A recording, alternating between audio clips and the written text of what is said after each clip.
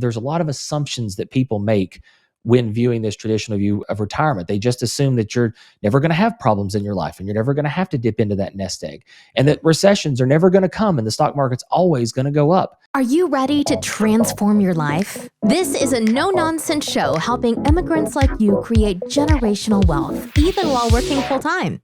Get ready to take notes. Here's your host, Saket Jain.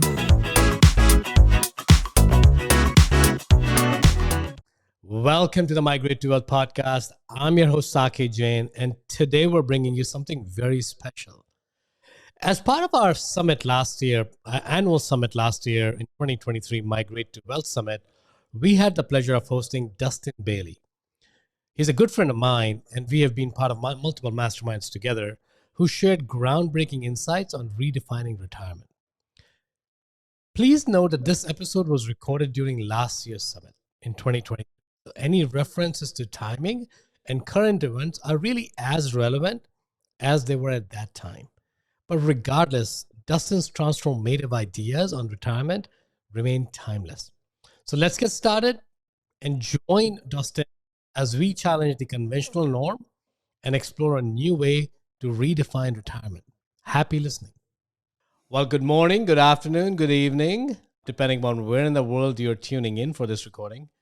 Today, this specific recording, I wanted to talk about a topic which is very close to everyone's heart. People are always thinking about it, especially as soon as you enter into the workforce. That word gets thrown around to you.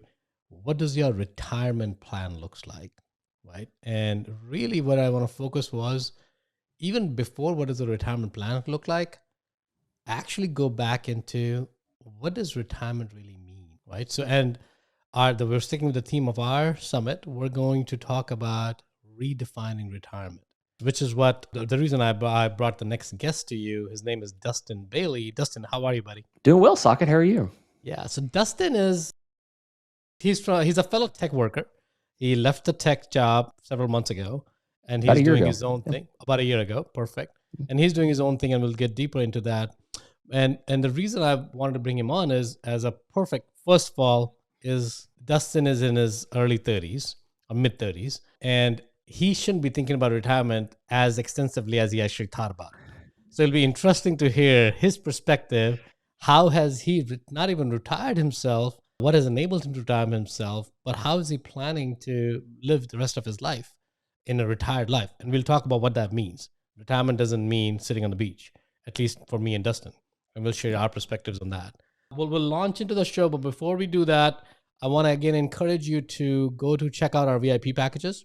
Again, conversations like Dustin, like other speakers that we have, 40 plus speakers, you can't grasp the gravity of the conversation in just one listen.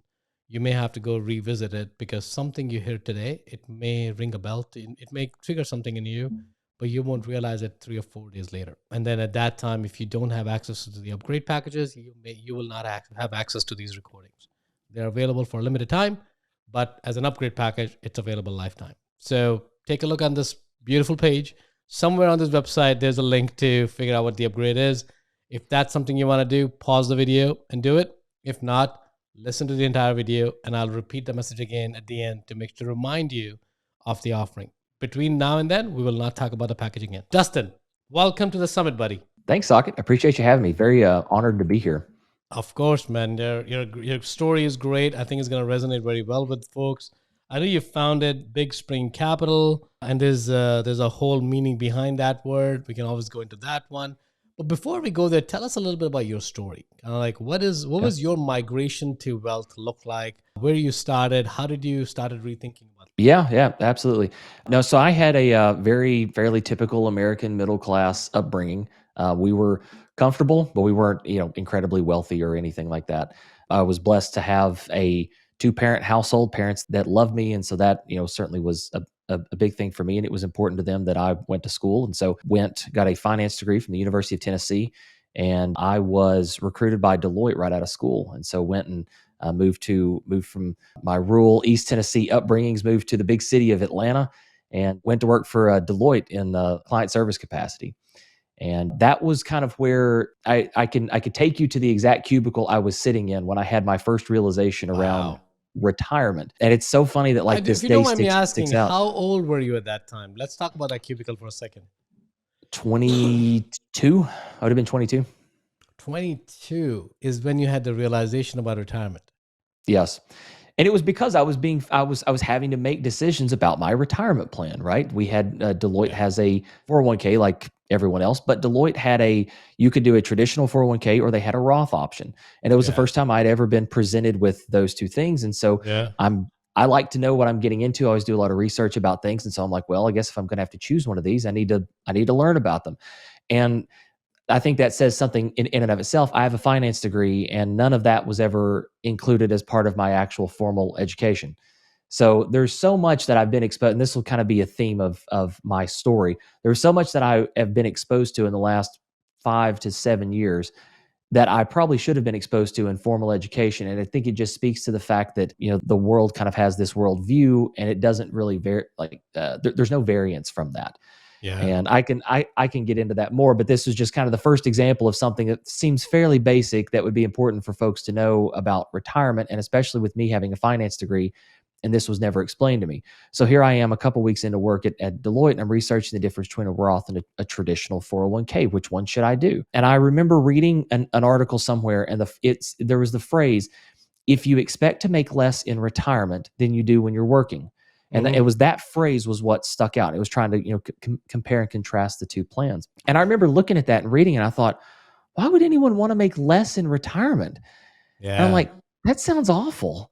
And I'm like, there's got to be something I'm missing here. Like, this sounds really weird. And ultimately, I was like, I tried to do some searching. I'm like, why would you make less? And I couldn't come up with anything. And I think that also speaks to just how deeply seated some of these assumptions about the traditional view of retirement. I couldn't even find an article that would explain the basic, like a lot of the underlying premises of this whole concept.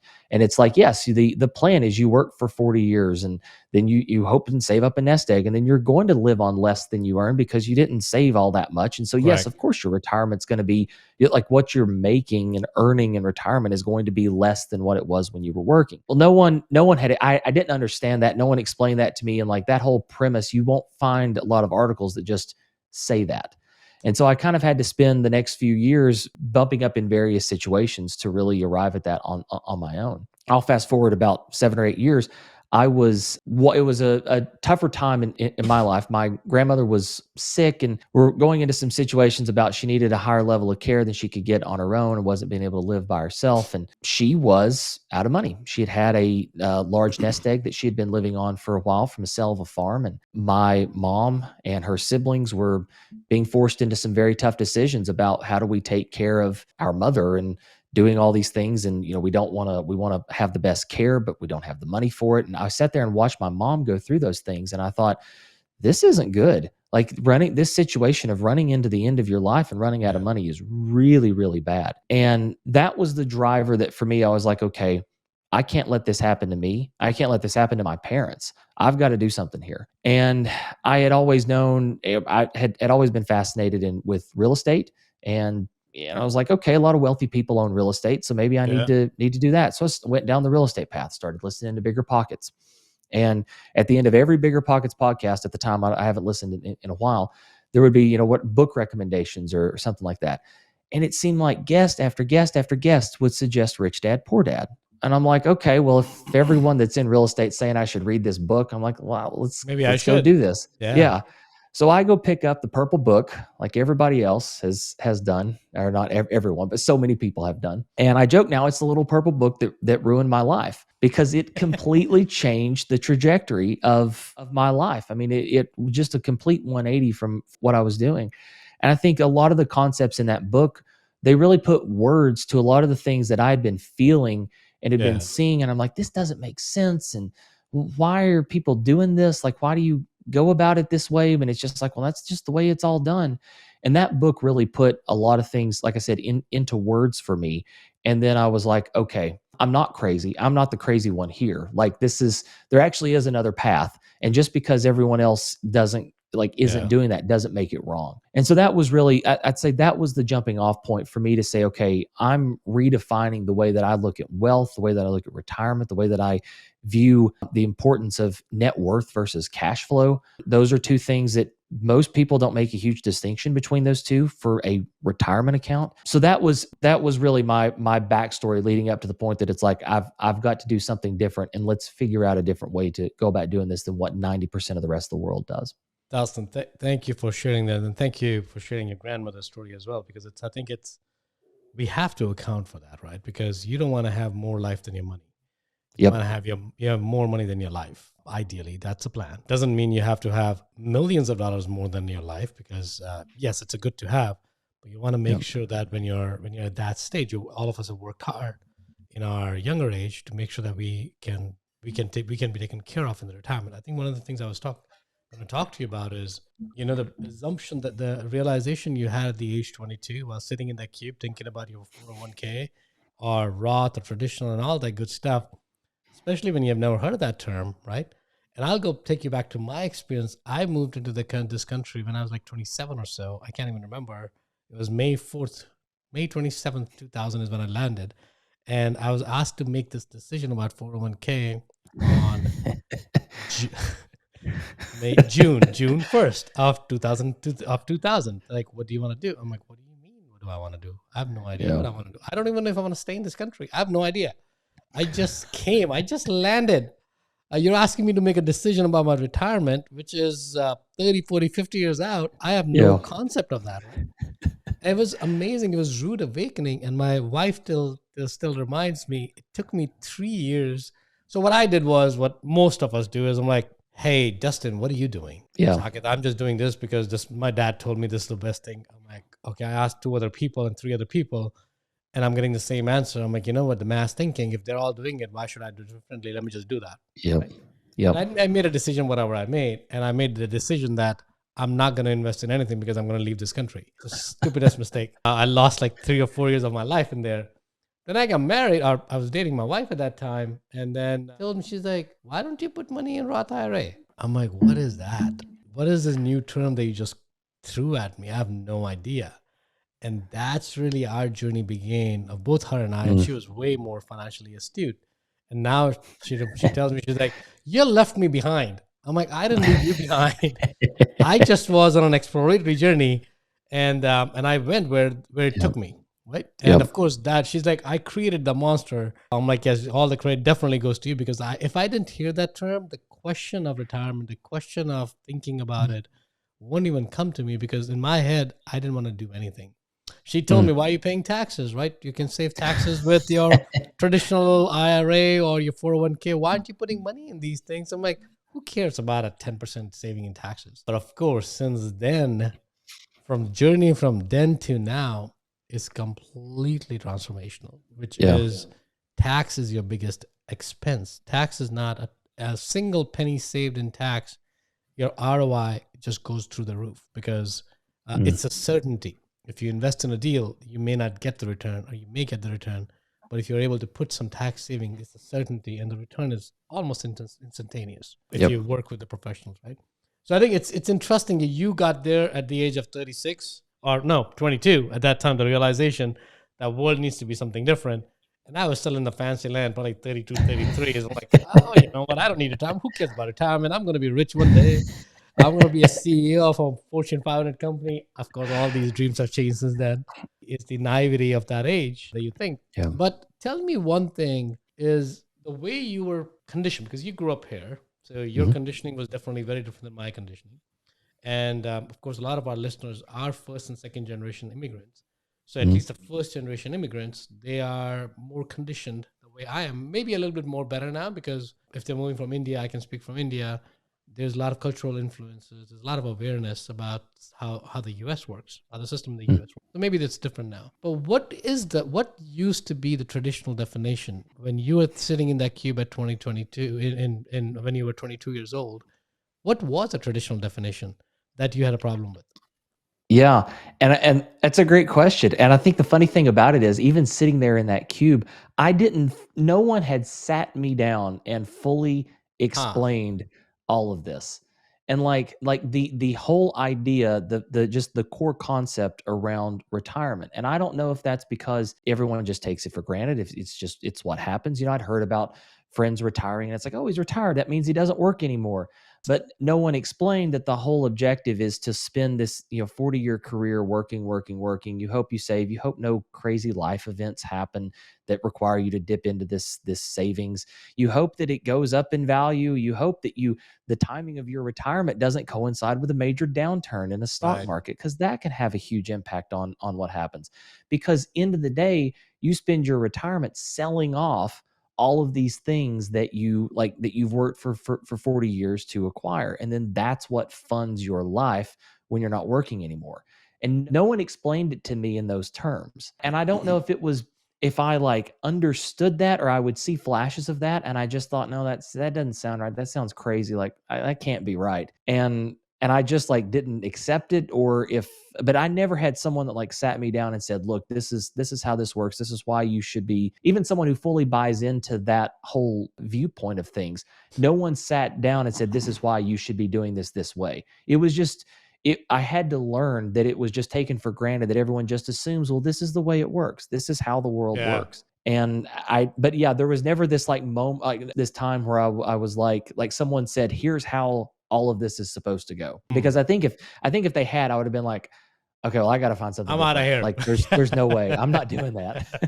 So that's interesting. So it took you you said about 10 or so odd years to actually understand what that meant. Yeah, I guess maybe I'm thinking now, probably 6. It was 2012 when I first kind of had that or just 2011, and then it was 2018 was when I really started down Got the it. path About of 6, like 7 years. let's figure something Right. else out. Yeah, and I mean, and That's and during that time, I was working and worked a few different jobs, and I was still saving. I was still following the standard advice, right? yeah.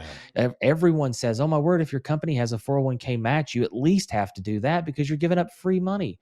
Right. And so, okay, well, yeah, the company offers the match, so I'm going to do that. And yeah, so I was still following along with the traditional advice, kind of focused on my own life and not really building wealth, because I'm like, well, I'm doing what everybody else is doing. Like that seems to be the right thing. So again, it wasn't until I was like, okay, we've got to create some serious amount of wealth here to avoid this end of life problem, that I started looking into something else and realized, oh, there's a whole world of people who do things completely different Yeah. and have a totally different worldview on this. And I like that better, and it makes way more sense than this rest of Right. what 90% of the rest of the world does. So let's talk about that. So, and let's talk about money right now, and then we'll talk about much bigger concept, because I Yep. really think that what this summit is all about is for ultimate freedom. And if you don't have your daily necessities and your lifestyle taken care of on a Mm. consistent basis, you're not going to chase freedom, right? So Yep. the freedom is going to be an afterthought. So let's focus on money, then we'll go beyond that. So Sure. when you retired, I mean, you retired last year, about a year ago, and you're in your mid 30s, right? So one could say, what does a retirement mean to you at this point in life? That you Yeah. were saying that you were able to make that, some would call it bold decision. I would call it the most logical decision, that, hey, you know what? I need X, Y, and Z, and that's coming without me or working or not. I'm retired, right? Yeah. At least financially retired. Doesn't mean you're not going to do any work, because I know if you're anyone like me, you're more busy now than you were Oh while yeah. you were working, because as an entrepreneur, you have 10 jobs. At least before, you knew your lane and you were swimming in that lane. Now you're swimming in every Yep. single lane. So tell me, what has that meant to you? About a year ago, what was going through your mind when you were making that decision? And how did you come to the final realization that enough is enough? I'm out of this rat race and I'm going to do the way things I need to do, because now at this point, my family and me are taken care of, at least financially. Yeah. That was it. I think arriving to the point where you're going to leave a job is always tough. It does, and it honestly doesn't even matter the financial situation you find yourself in. I think Nassim Taleb says that the two most addictive substances are heroin and a monthly salary. Yeah. And I like, if I found I'd heard that quote, and then when it's actually coming time to leave, it was like, crap. Like I don't know. I think I could do this, but you get so conditioned, and that's another thing about kind of transitioning to a entrepreneurial life.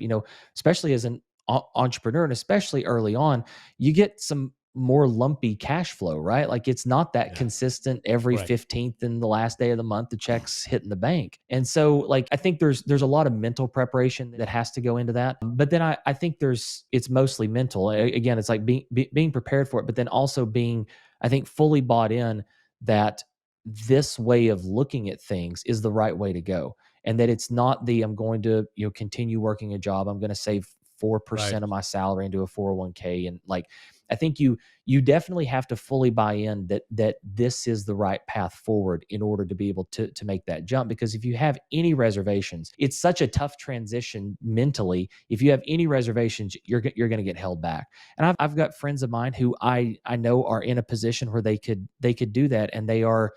I don't. I think they're just not fully bought in on this way of thinking and the idea of collecting cash flowing assets. Like they know that that's what they should do, but they're Yeah. not really doing it. And it's actions speak louder than words, right? And if you don't, until you actually take the steps and start doing that, it can be hard to believe that it's real. And we can get into some other things, because I even before, like way before leaving tech, it took me a while to finally get comfortable with this. Like, again, still me not being crazy. Yeah. It took me getting around other groups of people that were doing this to realize, okay, this is real. Like that, like Correct. I'm not the crazy one here. Because that's the other tough thing mentally. When I start talking about this to friends, to family, they're like, that's not how this works, Yeah. man. You're listening to some crazy people. Like that's not right. Like you need to go back and like just listen. You do the normal thing, save it, work for your job, and you'll, just grow that Yeah. 401k. And so when you're here, like you're seeing one thing, like, okay, I think there's this other path, but then everyone around you is like, no, I think that's a bad idea. That sounds really risky. That's a very common thing. That's way more risky than working a job, which again, that's a whole other mindset Dude, shift. yeah, I can talk. I think you and I can talk at length on that. We Absolutely. can have But anyway, another 4-day summit. Is job safe summit? Is job safe or not? Yeah, exactly. And I've made that case for a long time that it's not. And I think people thought that, until, especially in tech, last 10 years, we were in a very, bull market. Nobody Yeah. was losing jobs. And then there starts to be some layoffs, and people are like, oh, okay, this job security thing is not actually as Correct. secure as I thought. That's a whole other tangent. So But yeah, it was. hold on one second. I want to go ahead. back to what you were saying. So before we go any further, let's actually go back several years, because you started to lay a foundation of potentially retiring before last year. And let's say you started planning about 3-4 years before that. What were your criterias that if you were ever to retire, I need X, Y, Z to happen financially? What was that criteria for you? Was it? Yeah. You don't have to tell the exact numbers, but give us the abstract conversation in your head that I need to have this much money in my bank, or I need to have these many properties, or I need to have X, Y, and Z. What was going through your mind? Yeah, I think that was the big. If there was one big takeaway from reading Rich Dad Poor Dad, that was the big one, is redefining. In that book, Robert Kiyosaki defines wealth as not a number, or in terms of dollar or some like money amount, but in time. How long can you live off of the income that your assets produce? That's effectively Exactly. the definition. And that was like the huge mind shift for me. It was like, okay, that completely changes the way that I look at things. It changes the way I look at what I should be investing in. And so that was really, it was like, okay, well, that's a fairly easy note. Like I look, and I've always been financially responsible. I feel like I've had a budget most of my like adult professional life, even before I had a wife, family. And so it's like, I knew my run rate. Like I knew what it took to live my life. And it's like, okay, well, I can kind of back into that. And then you can do some math and say, well, if it earns X percent, then how many, what's what amount of assets do I need to produce that level of passive cash flow? And I think part of the challenge here, people run into it, and it's like, okay, well, that ends up being a pretty large number. And that's kind of the problem. I mean, even if you're getting something, if in the private placement world, I would say a safe amount is 9%. I'm sorry, I'm going to try to do some math here. I mean, if you lived on $100,000 a year, what is that divided by 0.09? So that's 1.1 million you would need, earning 9% a year, to have $100,000 a year in cash flow. And that then seems like, I think a lot of people they reach the point, they do that math, and it's like, that's a lot of money. That's a lot of money. Yeah. Like I can't do that. And then that leads into what was another mindset shift for me, which was, okay, my job's not going to get me to that number. Like working in tech, this can kind of be like I know people who are they live a very, very sparse life and they make great money. And so, yes, their job can do that. And I think you find these situations where you have very high earning folks who live very modest lives who can use just their job to get to that number in a relatively quick manner. But for most people, they look at it and they're like, okay, well, I'm saving, maybe 10% of my income. That can be hard then to, how long's, Right. then you do the math for how many years is it going to take you to get to 1.1 million. And it's like, well, by then my expenses are going to have gone up. So then the number is going to go up. And it's like, well, it's this never ending thing. So it ended up for me, it ended up being this combination of, okay, I've got this passive income goal, but I didn't feel like I needed to hit that goal in order to retire. If I could have a different way of making income that was active, it's not through passive investments, but if there was a different way that I could shift that was highly leveraged, and by that I meant if you were to do an hourly rate on it, it would be a very, very, very high hourly rate. So the amount of time that I spend doing this thing is not really connected from the financial outcome. So there's a small amount of time, large financial outcome. And I thought, okay, that's the way that, for one, I can leave the traditional rat race and do my own thing. I've always had a very entrepreneurial bent, but then that's also the way to supercharge getting to this point to where I've got this very large asset column, as Kiyosaki would call it in Rich Dad Poor Dad. Got this very large asset column that is producing the passive income that I would like to be able to support my life. Right. And I can kind of pause there because that leads into some other things definitely. as well. But so I think let's go back to that, right? So I think this is where, when we talk about redefining retirement, what it looks like, because there's multiple paths to get to retirement, but the first goal is to identify and define what retirement looks for you as an individual, right? And Dustin, if I may rephrase what you said in a different way, and you tell me if I said it correctly or not, is really you are not looking as retirement sitting on the beach for the rest of your life, sipping Mai Tais. That was not your goal for retirement. And if somebody has that goal, great. Chances are you're going to get bored in 4 months, 5 months, 6 months, a year. At some point, you get to a point where, what the hell am I doing with my life? I need to be more productive. All of us are going to do that. Just it's a matter of time. Some will get there in day one. Some may get there in year 2, or maybe more. All right. But in your case, you were pretty clear that you even took a step further from what Robert Kiyosaki talks about, because Robert Kiyosaki talks about the ultimate freedom being where your passive income exceeds your living expenses. Whatever that is. And it's going to be a various degree of living expenses. One is your basic necessities are taken care of. So there's 1 degree of financial retirement. Then there is, I'm taking 100,000 vacations kind of freedom. Then there's, I'm flying private jet kind of freedom. So we're not saying that you should cramp your style. We're saying that you have to figure out the question where, what's your freedom worth to you? Right? Is taking $100,000 vacation, but working in a cubicle for 15 hours a day, is that the life you want? And if you do, great. But if you don't, then you have to start asking a question, is there a different way of doing it? Which is what Dustin did. And what he did was very interesting and very different than what I did. Dustin said that, hey, you know what? X% of my living expense is coming from my passive income, which is great. Check the box. What do I do for the delta? For the delta, I have 2 choices. One is continuing the work that I have at my job and collect more money, and save more money, and then eventually get to that 1.1 or whatever that number is that you need to invest for the 9% return, or give or take some.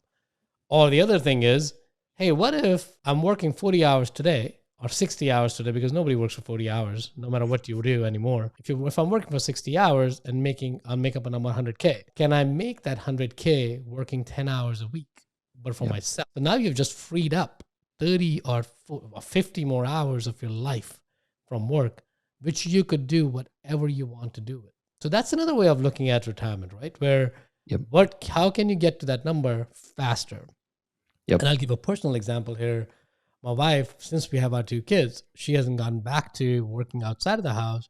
And we were having this conversation, and she was saying that, I want to go back to the job. And knowing what I know now, I'm like, you can.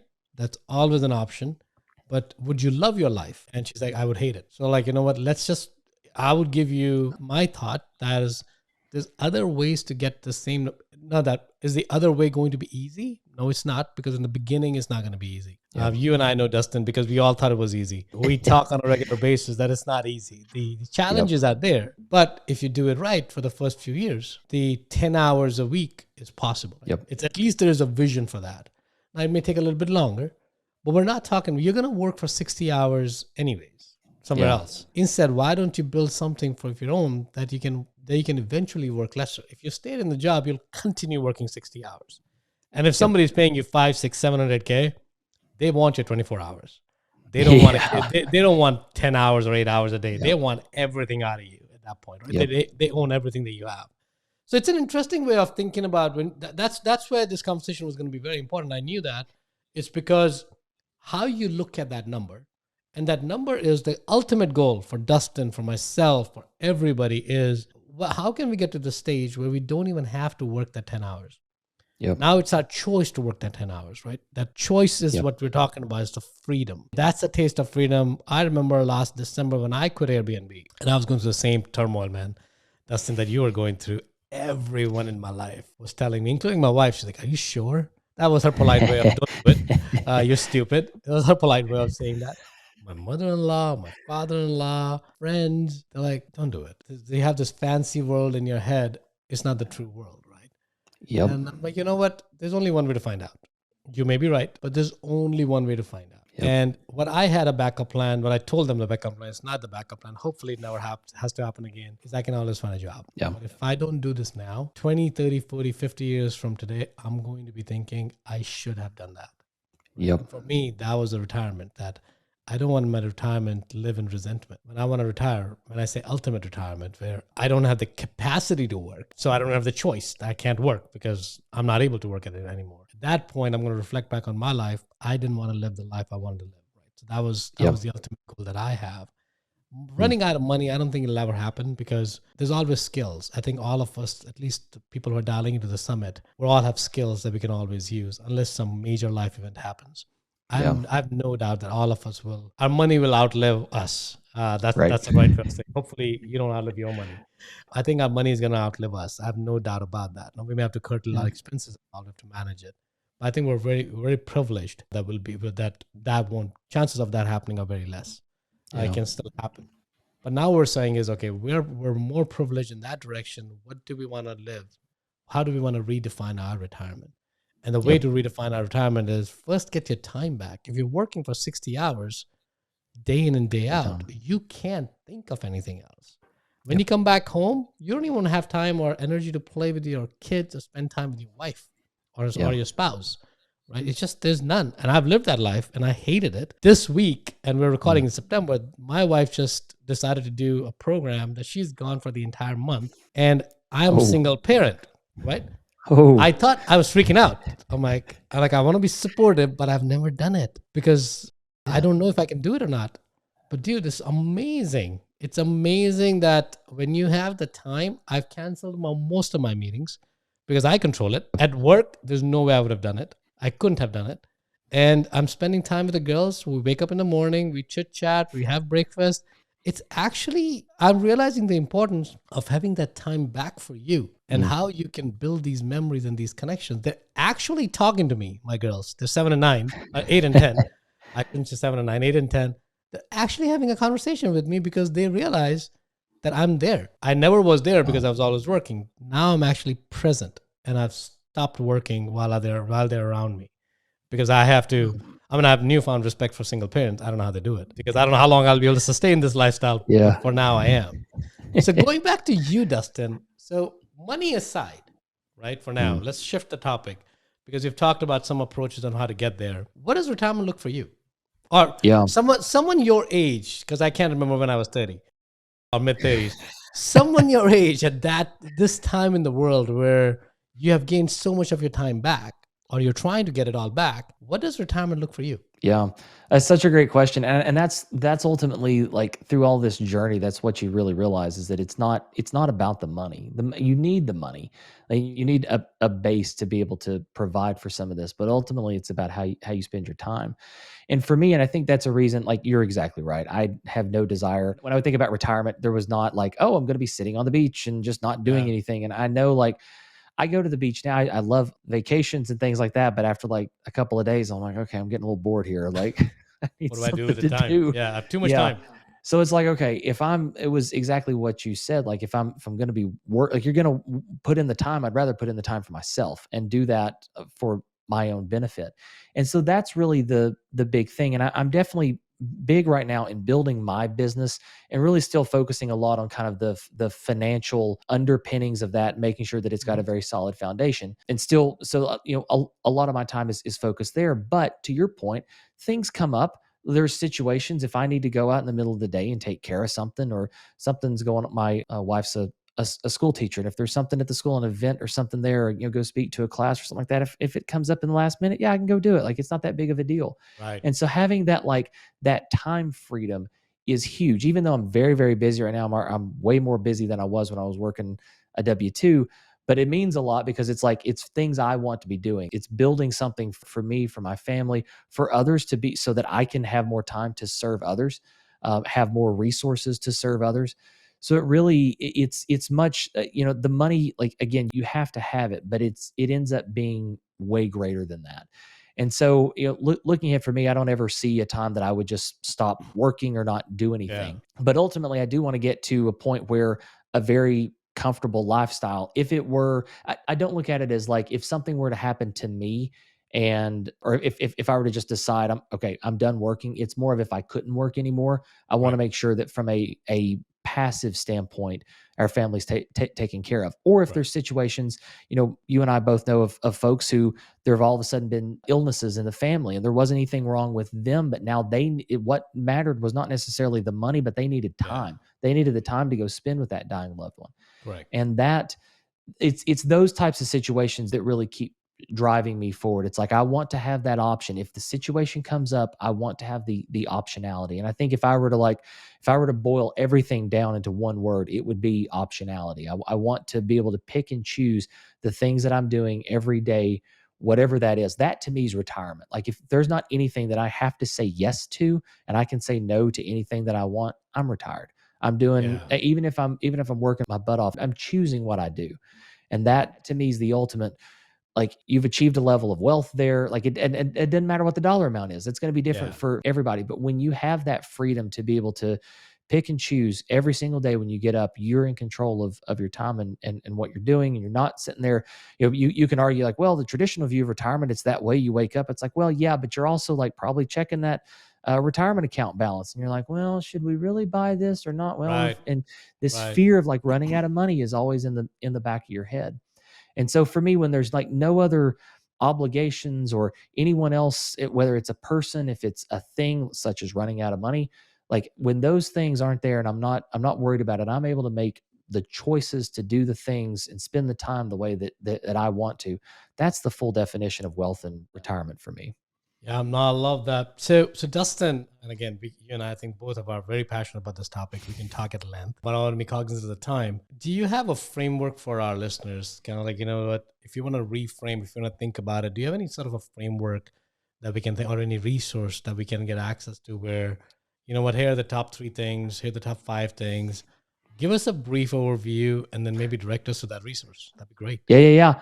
So I've got put together a special report on this. Like you said, I'm very, very passionate. This is a huge thing for me, and I could talk. Even though this is not necessarily what I do. I'm more in the real estate investing, but you can probably tell I've got a pretty strong passion for this. Yeah. So I've got a special report entitled "The Retirement Racket." It's how Wall Street steals your wealth and the blueprint that you can use to take that back.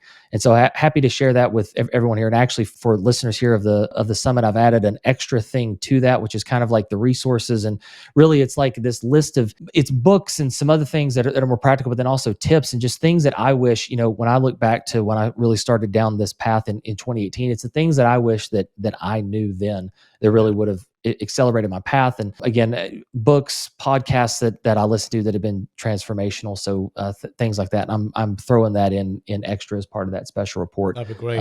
Just for listeners here.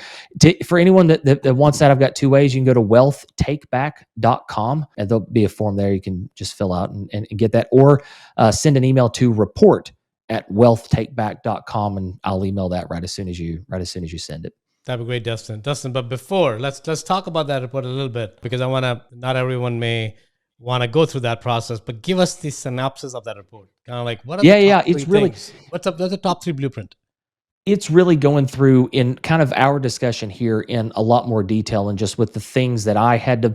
Again, no one sat down and explained like what is now I view the wrong way of retirement, but it's the way that 90% of the world views it. And so really explaining that in terms, and I think first is kind of laying the groundwork for where that falls short and why there's problems with that. A lot of people, they just accept it because that's what everyone else does, but they don't realize some of the math that goes into there's a lot of assumptions that people make when viewing this traditional view of retirement. They just assume that you're never going to have problems in your life and you're never going to have to dip into that nest egg, and that recessions are never going to come and the stock market's always going to go up.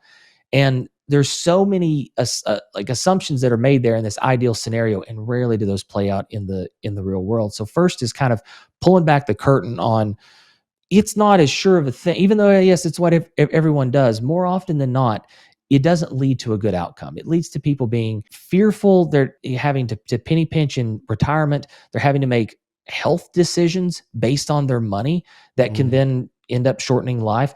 So pulling back the curtain on kind of the really negative side to that, and the things that I had to experience firsthand in order to actually learn that.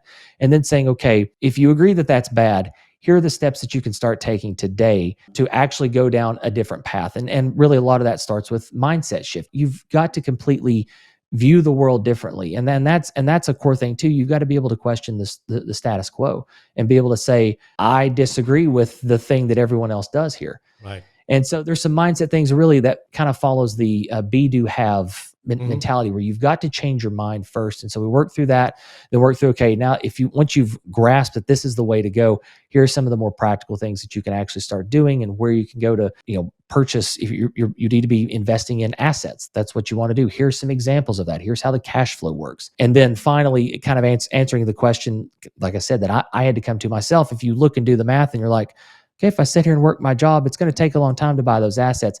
How do you address that problem? Because that ends up being a very common hangup, and people reach that, they buy into everything else, and then reach that point, and they're like, well, I can't do this because I don't make enough money. There's solutions there as well. And so share what I've learned, and quite frankly, what I'm putting into practice in my own life now. And again, the things that I wish someone had sat down and explained all this stuff to me 7-8 years ago when I first started down the path. Thank you, Dustin, for putting it together. I know these resources like that take a lot of time. Thank you for spending time, and thank you for adding that special kickback for our listeners in terms of giving them absolutely a lot more resources and stuff that can really accelerate this journey, right? I think this is what I love about this summit, because I think where the speakers that we've brought on, a lot of them are personal friends. A lot of them have been very generous. Some they're not. They're becoming personal friends, because the beauty is that a lot of it is they're teachers at heart. They want to first teach because they have been on the other side, where they had to, in some cases, search for decades before a teacher showed up or before a lesson made sense to them. So this is why a lot of these conversations, you're probably feeling that you're listening to it again and again and again. Enough of it is not enough of it. There's only enough of it if you're taking action, right? Yeah. But sometimes you just have to listen to things 10, 15 times. And Dustin may say things very differently than what Saket or what Toby or what somebody else said, and that resonated with you. Great. That's why we got the Dustin here, so that somebody's going to resonate with Dustin better than somebody else, right? But the messaging is similar. The approach is similar. It's just that we want to make sure you take action. And of course, the first action that you can take is go look at the website that Dustin talked about. We'll make sure it's included in our in our resource sections as well. Second step really is listen to these conversations again and again, right? You don't have to, if Dustin resonates with you, play it back multiple times. Play it back. I remember when I had my first CD of Tony Robbins, I could literally in my sleep, if you wake me up, I could go from cassette side A, and there was a cassette player, I'm dating me, side A to side B in my sleep, exactly the words he was talking about, because that's how much impact he had on me. And I owe him a lot to what he's been able to do it for me. He doesn't even know that. He doesn't know me, but he has impacted it, right? So what I was going to encourage the listeners is take action, small actions, make commitments. Commitments are important. Commitments going to give you feedback of what's working, what's not working. So be decisive and download these resources. There's free to you. So there's no reason. We've made the entire summit free for the same reason. We wanted to remove the entire friction. Of course, if you want to listen to the videos again, there's cost to us that we want to make sure that we can cover, and we can provide that support to you guys. But you don't have to upgrade if you didn't want to upgrade. I would definitely encourage you to do that, because Dustin is just one of the 40 speakers that we have. And they're all amazing speakers, amazing insights. So with that said, thank you, Dustin, and thank you to the listeners. If you're listening to this part of the recording, that means you've stayed through with us. Thank you again for your time, and thank you again for your feedback on how to continue making progress. Thanks, Dustin. If you got value from this episode, you might consider sharing this content with a friend. But most importantly, be sure to take action on what you've learned. One way you can take the next step is to connect directly with Saket on an investor call. That link is waiting for you in the show notes below.